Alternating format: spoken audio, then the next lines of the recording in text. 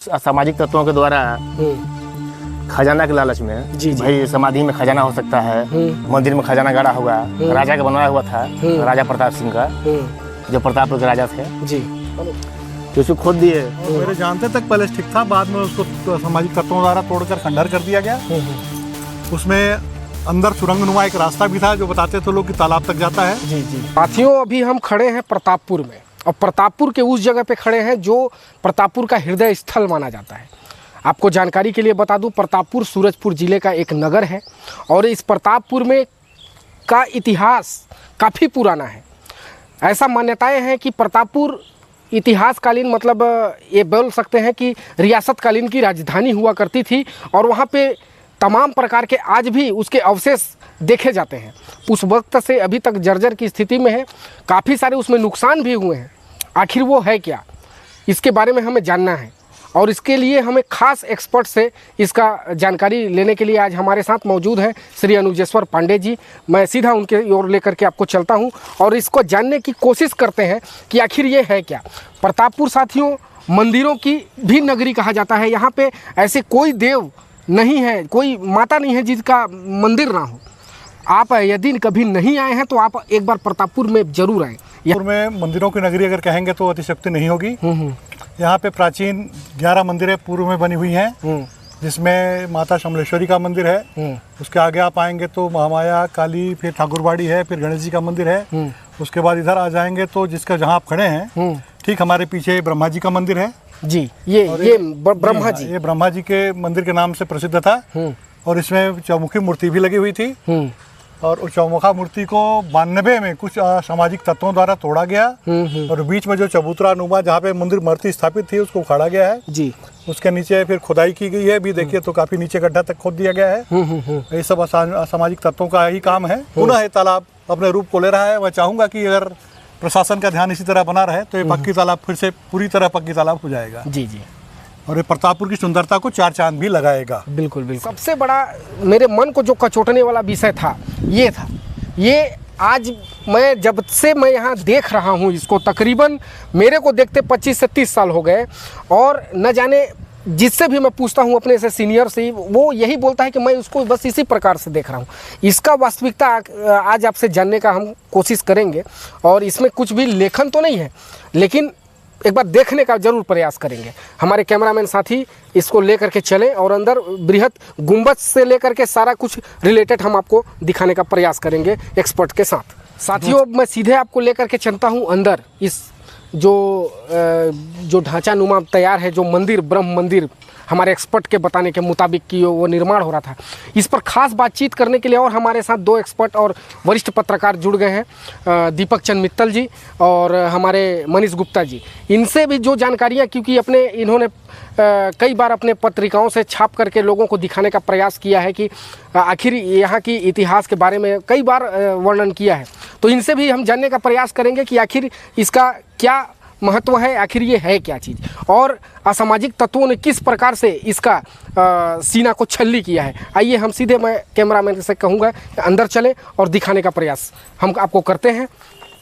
हमारे साथ दोनों एक्सपर्ट, इधर से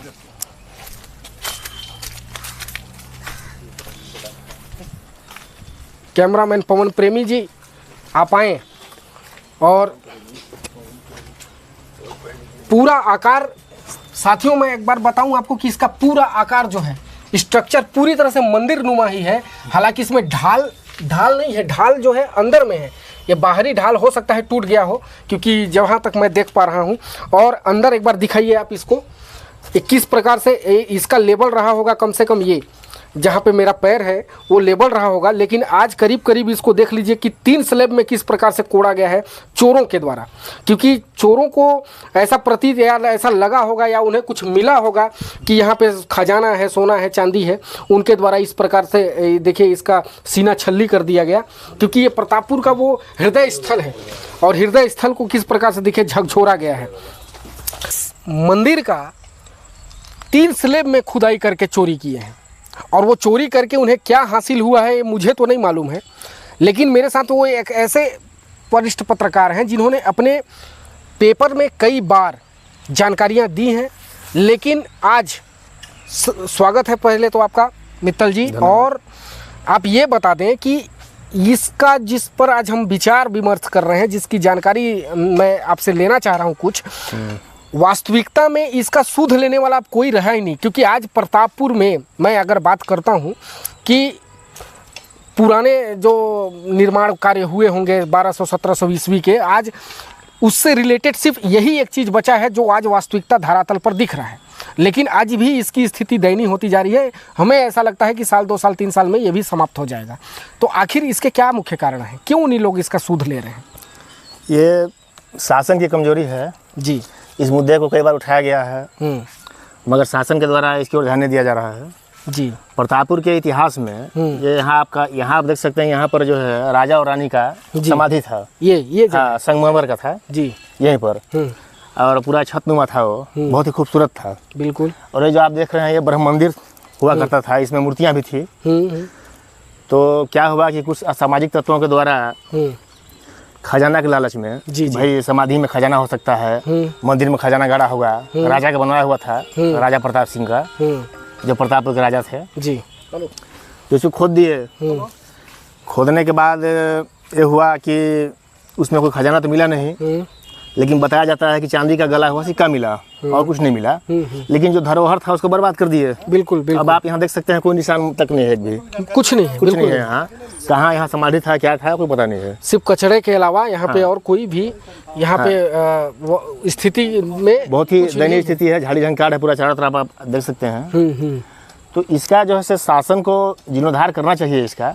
अच्छा, क्या नगर पंचायत इसकी जिम्मेदारी नहीं ले सकती? क्योंकि ये वो धरोहर है जो कहना चाहिए कि हमारे लिए एक आदर्श बना हुआ है। हम देखें, आपके पिताजी, हमारे पिताजी देखे, आज हम देख रहे हैं, आने वाले हमारा भविष्य भी देखेगा। क्योंकि उसके बाद इसके बाद कुछ शेष बचा नहीं, गढ़ी आज पूरी तरह से समाप्त हो चुकी है, यही बचा है एकमात्र। लेकिन लोग ध्यान नहीं दे रहे हैं, जो जनप्रतिनिधि हैं वो भी ध्यान नहीं दे रहे हैं। जैसे अभी आप देख सकते हैं कि पक्की तालाब को जो इतना सौंदर्यीकरण इसका हुआ है, ये नगर पंचायत ने ही किया है जी। अभी भी यहाँ सफाई वगैरह हो रहा है, देख सकते हैं, है ना, सफाई चल रहा है जोरों तो से। नगर पंचायत क्यों नहीं कर सकता है? नगर पंचायत तो इच्छा शक्ति दिखाए, इसका कोई प्रस्ताव वगैरह बनाए, इसके लिए बजट की मांग करे, इसके लिए तो शासन से मिल सकता है। बिल्कुल। मेरे साथ जुड़ गए हैं मनीष गुप्ता जी, और मनीष गुप्ता जी भी इसके बारे में कई बार अपना आवाज़ को उठाए हैं अपने पेपर के माध्यम से, पत्रकारिता के दम पर। मनीष जी, सीधा मैं आपसे ज़्यादा लंबा नहीं, सीधा एकदम शॉर्ट में बता दीजिए कि जब तालाब को बनाने के लिए करोड़ों रुपए का खर्च हो सकता है, तो क्या तालाब के और भी सुंदरता को बढ़ाने के लिए क्या इसके ऊपर कुछ काम नहीं किया जा सकता? बिल्कुल किया जा सकता है, क्यों नहीं किया जा सकता? जैसे बता दीजिए क्या काम? जैसे जो पेड़ उगा है, जो इसका स्ट्रक्चर है, इसका साफ सफाई हो जाए जी। और जहाँ पे प्लस्तर होने लायक वहाँ प्लस्तर हो जाए जी। जहाँ पे जो चीज होने लायक है पुताई वगैरह हो जाए, है ना भाई। काहे कि ये पुराना स्ट्रक्चर है, तो आज के मिस्त्री तो उसको बना नहीं पाएंगे, बिल्कुल नहीं बना पाएंगे। स्टील का जो चीज बनने लायक है, मतलब जो होना है उसमें काम जी। लेकिन कहीं ना कहीं लोग अब इस पर नजर अपना फेर नहीं रहे हैं। हाँ, इस पे नजर फेर नहीं रहे हैं, और इसमें जो झाड़ी वाड़ी है बढ़िया साफ वाफ हो जाए तो इसके जो इसकी दुर्दशा हुई पड़ी है आज। अब चाहे बने हुए 1200 ईस्वी का ये निर्माण कार्य है, 1200 ईस्वी से लेकर के आज तक, तो अब तो राजा महाराजा रहे नहीं।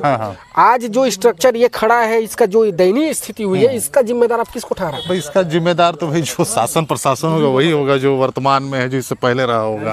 और कौन होगा तो जो इसके देखरेख में? हाँ, अपने उन्हें जिम्मेदारी लेनी होगी उनको जिम्मेदारी। बिल्कुल सही। साथियों, आपको मैं पूरा दिखाया प्रतापपुर का पक्की तालाब, जो प्रतापपुर का हृदय स्थल है, कितना काम हुआ है और इसको और कितना सुंदर बनाया जा सकता है। वो जो पीछे आपको दिखाया, उस पर क्या क्या और किया जा सकता है, इस पर आप विचार करने की ज़रूरत है। और प्रतापपुर के बारे में यदि आपके नॉलेज में कुछ हो तो आप कमेंट में बता सकते हैं। तो सुंदर बनाने के लिए हम हमेशा तत्पर हैं, संकल्पित हैं। हमारे साथ दोनों एक्सपर्ट, हमारे दीपक चंद मित्तल जी, अनुजेश्वर पांडे जी और मनीष गुप्ता जी। इसी के साथ मैं अपने इस कार्यक्रम को यहीं पर समाप्त करता हूँ। जय श्री राम, जय माता दी।